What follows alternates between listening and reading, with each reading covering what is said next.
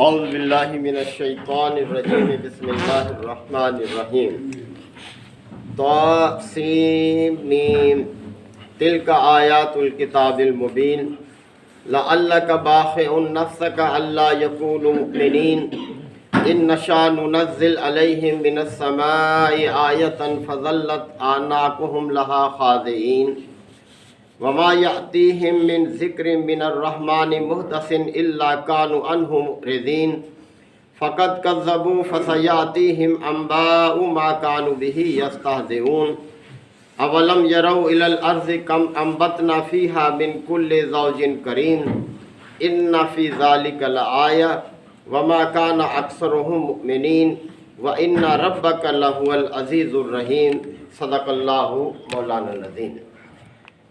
حضرات، سورہ الشعراء کی یہ ابتدائی آیات ہیں۔ سورہ الشعراء مکی سورہ مبارکہ ہے اور نبی کریم صلی اللہ علیہ وسلم کے مکی دور کے تقریباً وسطی حصے سے تعلق رکھتی ہے، یعنی آج جناب علیہ السلام کو اللہ کے دین کی اشاعت کرتے ہوئے 6 سال سے زیادہ گزر چکے تھے۔ اس سورہ مبارکہ میں رب کائنات نے منکرین حق کے رویوں کو بیان کیا ہے جو ہر دور میں یکساں رہے ہیں، یعنی منکرین حق کی ذہنیت ایک جیسی رہی ہے۔ حضرت آدم علیہ السلام سے لے کر نبی کریم صلی اللہ علیہ وسلم تک جو بھی انبیاء کی دعوت کو انکار کرنے والے تھے، سب کی ذہنیت، ان کی سوچ، ان کا انداز، ان کے اعتراضات، ان کے ضد اور ہٹ درمی سب ایک جیسی رہی ہے اور ان کا انجام بھی ایک جیسا ہوا۔ اور اس کے برعکس انبیاء کرام جو بھی تھے، سب کی دعوت ایک جیسی رہی ہے، سب کا سیرت و کردار سب ایک جیسی، اور اللہ کی رحمتیں ان پر ایک جیسی رہی ہیں۔ تو منکرین کو تاریخ کے حوالوں سے، یعنی یہ سورہ مبارکہ کوئی 11 رکوعات پر مشتمل ہے، تو 10 رکوع تک اللہ تعالیٰ نے انسانی تاریخ کی 7 قوموں کا ذکر فرمایا ہے کہ جنہوں نے انبیاء کرام کی دعوت کو ٹھکرایا اور اپنی ضد پر قائم رہے اور ان کا بڑا دردناک انجام ہوا، جیسے کہ قوم نوح، قوم عاد، قوم سمود، اصحاب الایکہ، قوم فرعون، یہ سب کے سب ان کے پاس بھی اللہ نے اپنی دعوت بھیجی، پیغمبر بھیجے، لیکن انہوں نے وہی رویہ اختیار کیا جو نبی کریم صلی اللہ علیہ وسلم کے ساتھ منکرین اختیار کیے ہوئے تھے۔ آغاز جو ہے وہ حروف مقطعات سے ہے، طا سین میم۔ یہ عرب کے رواج کے مطابق ہے، یعنی کبھی منکرین نے ان پر اعتراض نہیں کیا کہ یہ کیسے الگ الگ الفاظ ہیں جن کا کوئی مطلب نہیں ہے۔ عرب میں جب بھی کوئی کسی مجمع سے خطاب کرتا تھا تو اس طرح کے الگ الگ الفاظ بولے جاتے تھے تاکہ مجمع کے لوگ متوجہ ہو جائیں اور پھر ان کے سامنے وہ بات پیش کی جائے جس کے لیے ان کو جمع کیا گیا ہے۔ تو قرآن کریم نے بھی اسی انداز کو اختیار کیا ہے بعض صورتوں میں۔ اور یاد رہے کہ قرآن مجید کا جو اسلوب ہے وہ کتابی نہیں ہے، جیسے کہ ہمارے ہاں عام کتابیں ہوتی ہیں، کسی خاص موضوع پر لکھی جاتی ہیں، ان کو چھوٹے چھوٹے حصوں میں تقسیم کر کے ان کے ابواب، چیپٹرز بنائے جاتے ہیں اور چھوٹے چھوٹے موضوعات کو واضح کیا جاتا ہے، بلکہ قرآن مجید کا جو انداز ہے وہ تقریری انداز ہے، یعنی خطاب کا انداز ہے۔ تو اللہ تعالیٰ نے اسی انداز کو اس میں اختیار کیا ہے۔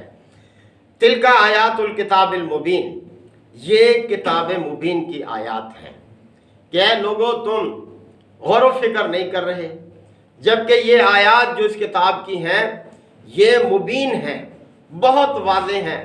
جو بھی غور و فکر سے کام لے گا وہ اس کے مفہوم کو آسانی سے سمجھ سکتا ہے کہ یہ کیا بیان کرتی ہیں، کیا تقاضا کرتی ہیں، کن باتوں کا حکم دیتی ہیں اور کن باتوں سے روکتی ہیں، اور جتنی باتیں بیان کی گئی ہیں وہ سب کے سب عقل ان کو تسلیم کرتی ہے۔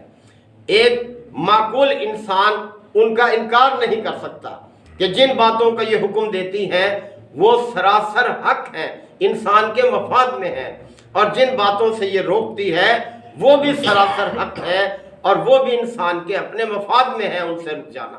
تو یہ کتاب مبین کی آیات ہے۔ اور ایک دوسرا مفہوم یہ بھی ہے مبین کا کہ یہ آیات خود اس بات کی نشاندہی کرتی ہیں کہ یہ آیات کلام حق ہے، یعنی کسی اور مخلوق کے بس میں نہیں ہے ایسا کلام جو ہے وہ پیش کرنا۔ تو یہ کتاب الہی ہے، یعنی کلام حق ہے، اس ہستی کا کلام ہے جس نے اس کائنات کو پیدا کیا، اور یہ کلام اپنی جگہ خود ایک معجزہ ہے، ایک نشانی ہے یہ ان لوگوں کے لیے جو ذرا غور و فکر سے کام لیں گے، جو ضد اور ہٹ دھرمی پر جمے رہنے کی بجائے عقل کو استعمال کریں گے اور غور و فکر کریں گے۔ اب نبی کریم صلی اللہ علیہ وسلم کی کیفیت کو بیان کیا ہے۔ آپ علیہ الصلوۃ والسلام لوگوں کی بے رخی پر بہت کڑتے تھے، بہت افسردہ ہوتے تھے، اس لیے کہ اللہ کی آیات کا انکار کرنے کا جو انجام ہے اس انجام سے نبی سے زیادہ باخبر کوئی نہیں ہو سکتا۔ پیغمبر سب سے زیادہ جانتا ہے کہ اللہ کی آیات کو ٹھکرانے کا انجام کیا ہوگا، اور وہ جو لوگ تھے جو انکار کر رہے تھے وہ کوئی غیر نہیں تھے، مکہ کی ایک مختصر سی آبادی تھی، آپ صلی اللہ علیہ وسلم کا بڑا وسیع خاندان تھا، اکثر آپ کے رشتہ دار کوئی قریب کے کوئی دور کے اور دوست احباب ملنے والے تھے، وہ سب کے سب۔ عبد المطلب کے 10 بیٹے تھے، اب اندازہ لگائیں 10 بیٹوں کے سسرال اور ان سسرال والوں کے آگے سسرال، یعنی کتنی وسیع رشتہ داری۔ اور پھر آپ تو سب سے چھوٹے بیٹے کی اولاد تھے، حضرت عبداللہ سب سے چھوٹے تھے، حضرت عبد المطلب کے سب سے چھوٹے بیٹے حضرت عبداللہ تھے۔ تو آپ سے جو بڑے آپ کے چچا تایا جو تھے وہ سب کے تایا ہی کہتے ہیں، لیکن عام زبان میں تو سب کو چچا کہا جاتا ہے، ان کی تو اولادیں بھی آپ کی عمر کی تھیں، یعنی کتنا وسیع تھا خاندان۔ تو آپ ان کے انکار کی وجہ سے بہت افسردہ ہوتے تھے کہ یہ جہنم کا ایندھن بنیں گے اگر اسی روش پر قائم رہے۔ اور اللہ تعالیٰ نے آپ کی اس کیفیت کو بیان کیا، لَعَلَّكَ بَاخِعٌ نَفْسَكَ، شاید کہ آپ اپنے آپ کو ہلاک ہی کر ڈالیں گے، أَلَا أَن يَكُونُوا مُؤْمِنِينَ، اس غم میں کہ یہ لوگ ایمان نہیں لاتے، ایمان نہ لانے کی وجہ سے آپ غم میں مبتلا ہیں، اور اتنے شدید غم میں مبتلا ہیں کہ لگتا ہے کہ آپ اپنے آپ کو ہلاک ہی کر ڈالیں گے۔ سورہ کہف میں بھی اللہ تعالیٰ نے اسی کیفیت کو بیان کیا کہ وہاں بھی اس چیز کو کہ لَعَلَّكَ بَاخِعٌ نَفْسَكَ عَلَىٰ آثَارِهِمْ، کہ ان کے پیچھے لگتا یہ ہے کہ آپ اپنے آپ کو ہلاک ہی کر ڈالیں گے کہ اللہ یؤمنوا بہذا الحدیث اسفا، کہ یہ لوگ اس کلام پر ایمان نہیں لاتے، اس غم میں آپ اپنے آپ کو بھلا دیں گے، اپنے آپ کو ہلاک کر دیں گے۔ تو آپ کی یہ کیفیت تھی منکرین حق کے حوالے سے، یعنی کتنی خیرخواہی تھی آپ کو ان سے کہ یہ لوگ ایمان لے آئیں اور برے انجام سے بچ جائیں۔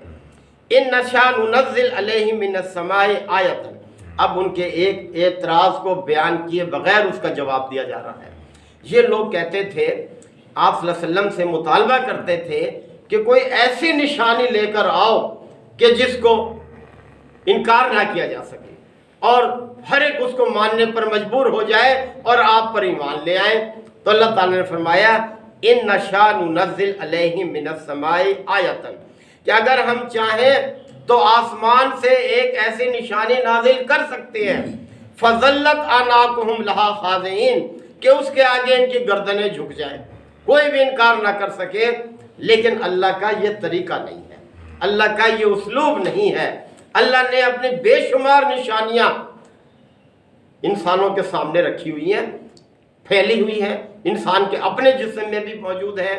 انسان غور و فکر کرے تو یقیناً وہ اس بات کا اعتراف کیے بغیر نہیں رہ سکتا کہ یہ سب کچھ ایک قادر مطلق کی قدرت کا ہے، ایک علیم کے علم کا مظاہرہ ہے، ایک حکیم کی بے مثال حکمت کا مظاہرہ ہے۔ یہ ساری کائنات میں پھیلی ہوئی نشانیاں ہر طرف موجود ہیں۔ वमा यातीहिम मिन ज़िक्र मिनर रहमान, और इन लोगों का हाल ये है कि रहमान की तरफ से जो नसीहत भी इनके पास आई, मुहदसिन जो भी कोई नई नसीहत इनके पास आती है, इल्ला कानू अन्हु मोरिदीन, ये उससे एराज ही बरतते हैं, मुंह मोड़ लेते हैं, उससे इनकार करने वाले बन जाते हैं। कैसे इनकी आदत है, क्या इनकी कैफियत है कि ये अपने आप को किस अंजाम के लिए तैयार कर रहे हैं। फ़क़त कज़्ज़बू, बस अब जबकि इन्होंने ए नबी सल्लल्लाहु अलैहि वसल्लम आपको झुटला दिया है, फसयातिहिम अंबाउ मा कानू बिही यफ्तादिऊन, अनकरीब इनके सामने वो हकीकत वाज़ेह हो जाएगी जिसका ये मजाक उड़ा रहे हैं। अब क्या है वो हकीकत, यानी या तो ये है कि इनके सामने कोई ऐसा अजाब आ जाएगा कि ये उस अजाब में गिरफ्तार हो जाएंगे जैसे साबिक़ा कौमों पर आया, और ये अपने अंजाम को पहुंचेंगे। या ये है एक इस हकीकत की कैफियत ये भी हो सकती है कि इनकी आंखों के सामने अल्लाह ताला आपकी दावत को गलबा अता कर दे और ये अपनी तमाम मज़ाहमतों के बावजूद नाकाम होकर रह जाएं और हाथ मलते रह जाएं। तो ऐसी हकीकत भी अल्लाह ताला वादे कर सकता है। और सब ने देखा कि ये हकीकत इसी शक्ल में वादे हुई कि आप अलैहिस्सलाम की दावत पूरे अरब पर गालिब आ गई। मज़ाहमत करने वाले अपनी एड़ी चोटी का जोर लगा कर रह गए और वो नाकाम हुए। किस तरह से इस्लाम जो है वो गालिब हुआ। अवलम यरो, अब अल्लाह ताला ने मुतवज्जे किया है, देखें, अवलम यरो इलल अर्ज़, क्या इन्होंने कभी ज़मीन पर निगाह नहीं डाली, आंखें खोल कर नहीं देखा है ज़मीन को। कम अंबतना फ़ीहा मिन कुल्लि ज़ौजिन करीम, कि हमने बेशुमार किस्म की आला किस्म के नबातात जो है इसमें पैदा कर रखी हैं। क्या ये निशानियां कम हैं? इंसान ज़रा गौर तो करे, कितनी नबातात हैं। अकल हैरान होती है किस तरह से एक ही ज़मीन है, एक ही पानी है, एक ही हवा है, एक ही रोशनी है, लेकिन किस तरह से किसी पौधे में चिकनाई तैयार हो रही है, तेल बन रहा है, किसी पौधे में अल्लाह ताला ने निशास्ता पैदा करने की सलाहियत रख दी है, वो पैदा हो रहा है, किसी पौधे में प्रोटीन पैदा हो रही है। यानी इंसान की जो ग़िज़ा के अज्जा हैं किस तरह से अल्लाह ताला नबातात पे पैदा कर रहा है। जरा कपास को देख लो, किस तरह से एक पौधा है कि उससे तुम लिबास तैयार करते हो, किस तरह से देखें उससे तुम गरम ये रुई वगैरह बिस्तर तैयार करते हो, सर्दी से बचते हो, उसके बीज से किस तरह से तेल निकालते हो, तुम्हारी खुराक है कि तुम उसको इस्तेमाल करते हो। और बहुत सी चीज़ें, सरसों है कितना तेल निकलता है उससे, इसी तरह से सूरजमुखी है तेल निकल रहा है, गन्ना है कि जिसको निचोड़ कर तुम रस निकालते हो और ये चीनी और मीठा तैयार करते हो। किस तरह से वो तुम्हारे लिए तरह तरह की चीज़ें निकाल रहा है। कोई ज़मीन के नीचे तैयार हो रही है, कोई ज़मीन की सतह पर बन रही है, कोई ज़मीन से ज़रा बुलंदी पर है, कोई बहुत बुलंदी पर है, दरख्तों के अंदर है। किस तरह से और क्या मौसम के साथ उसने मुनासबत रख दी है। आम अब हो सकता है सर्दियों में पैदा, किस तरह से देखें उसने ये रखा है, सर्दियों में किस तरह से ये संतरे वगैरह उसने पैदा किए मौसम की मुनासबत के साथ, तुम्हारी ज़रूरतों को पेश नज़र रख कर, और फिर तुम कहते हो कि आप निशानी लेकर आओ। हमारे पैगम्बर कितनी निशानियां, आँख खोल कर तो देखो। तो अल्लाह ताला ने फरमाया अवलम यरौ इलल अर्ज़, क्या इन्होंने कभी आँख खोल कर इस ज़मीन पर निगाह नहीं डाली। कम अंबतना, कितनी पैदा की है हमने, फीहा इस ज़मीन में, मिन कुल्ले ज़ौजिन करीम, आला किस्म की बेशुमार नबातात हमने निकाल दी हैं। कितनी ये उसकी कुदरत की निशानी है। क्या सब ये ऐसे ही अपने आप हो रहा है? ये सब कुछ ही है। इन्ना फी ज़ालिका लआया, यकीनन इसमें एक निशानी मौजूद है अकल वाले के लिए, सोचने वाले के लिए, फिक्र करने वाले के लिए। और जो लोग जहालत में मुब्तला हैं उनके लिए तो कैसी ही निशानी आ जाए। सब ऐसे है जैसे जानवर के सामने सब चीज़ें मौजूद हैं, उसे तो बस खाने पीने से गर्ज है और सोचो विचार की उसमें सलाहियत ही नहीं है। वमा काना अक्सरुहुम मुमिनीन, लेकिन इनमें से अक्सर जो है मानने वाले नहीं हैं, ईमान लाने वाले नहीं हैं। अल्लाह का ये कलाम अपनी जगह खुद एक निशानी है, और फिर भी ये इस पर गौर व फिक्र करने की बजाय इस पे एराज बरत रहे हैं, इससे मुंह मोड़ रहे हैं। व इन्ना रब्बका लहुवल अज़ीज़ुर रहीम, और यकीनन तुम्हारा रब زبردست بھی ہے اور رحیم بھی ہے۔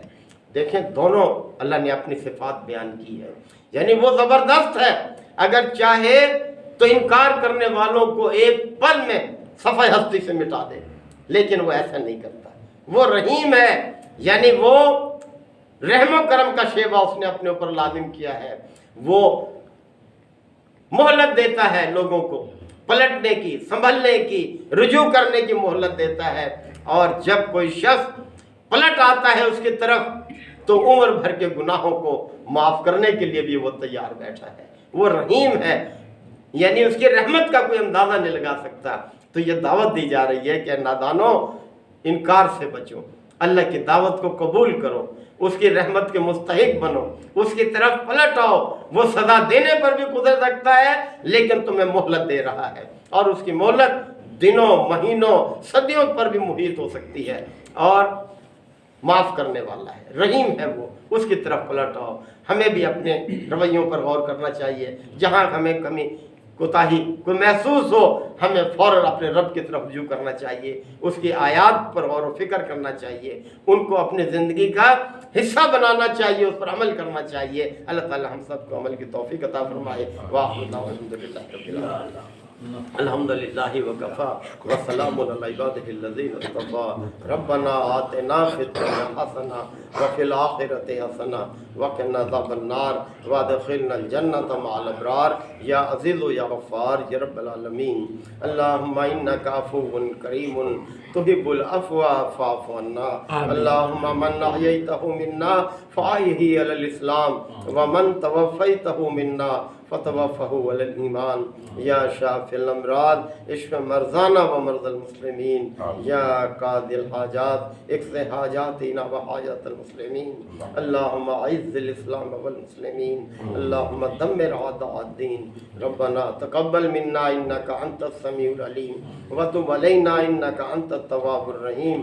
صلی اللہ تعالی علی خیر خلقہ محمد وآلہ وصحبہ اجمعین۔